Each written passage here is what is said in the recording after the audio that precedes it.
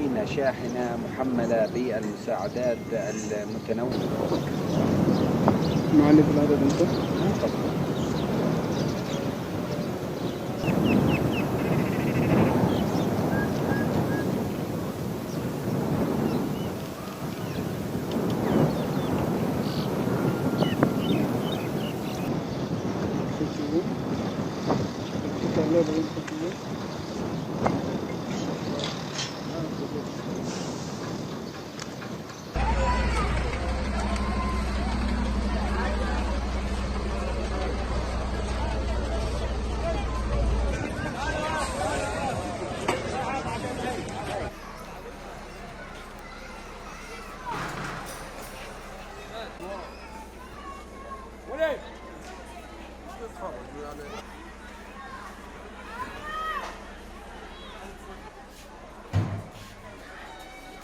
I don't know. I haven't really talked to them recently, actually. It's either way.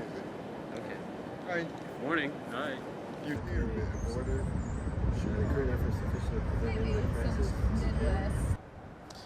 Without the ability for humanitarian organizations to reach people in need, the situation, as I said, is only going to deteriorate for them. We know that people are in desperate need of water, desperate need of food, desperate need of all those things that are primary for your survival, and yet the crisis continues without our ability to reach them.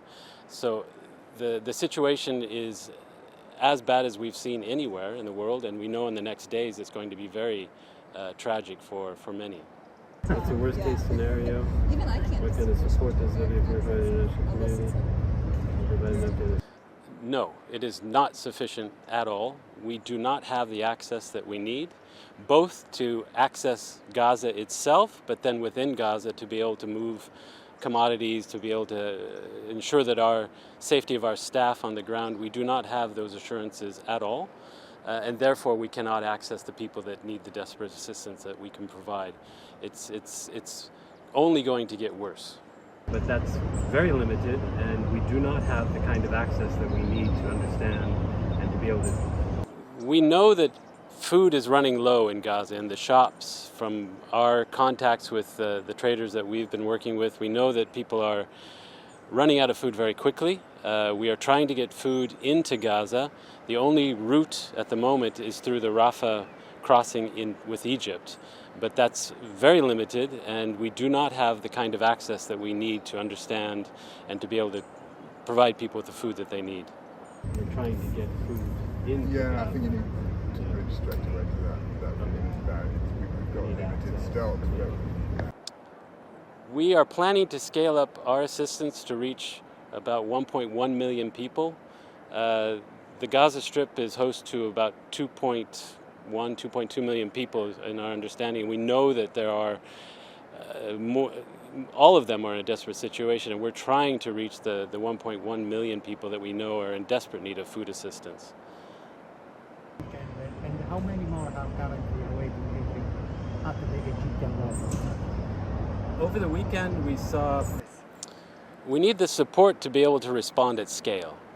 What we're seeing now is a very limited access into Gaza. It's a trickle of trucks. Before the crisis, we understand that approximately 465 trucks a day were needed to support the population in Gaza. We're seeing at best 20 trucks a day at the moment. And so with that kind of limitation on the response, we cannot effectively respond to the needs as we see them now. Assistance that we can provide. It's only going to get worse. Do you have data on the amount of?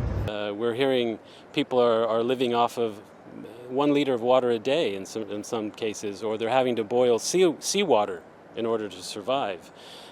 That's only going to get worse. We know that the situations in many of these collective centers are really desperate. You know, we'd heard a figure the other day of 1 toilet for 10,000 people. It's just unacceptable that people are being put into this situation. So any evolution in the crisis or any worsening of the crisis is only going to create even more of a disaster for what we see for civilians that are affected.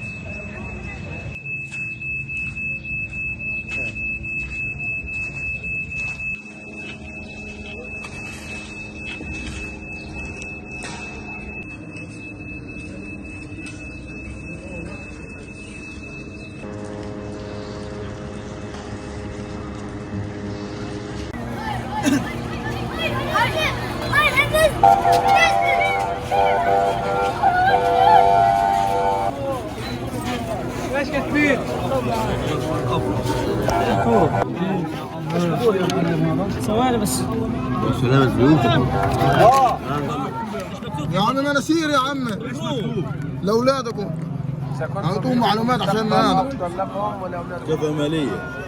وبقول لك على الملا اهيت ما بيهمنا اي حاجه، واعمل ما بوسعك، اعمل ما بدك. كل شباب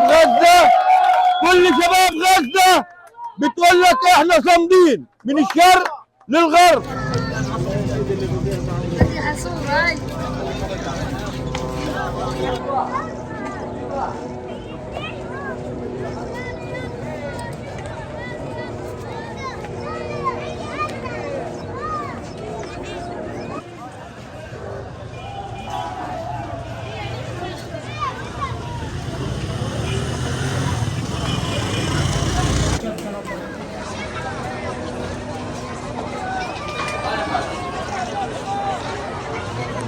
To Gaza is being received by UNRWA workers before being brought to UN shelters in South Gaza as per Israeli instructions. There was a feeling of excitement, especially amongst Israel. This is slowing the process for an enclave which the WHO says needs at least 100. The total number of trucks which had crossed the border from Egypt was 52 by Monday morning. However, Gaza officials say only 34 have reached the Palestinians, as the rest are still awaiting clearance.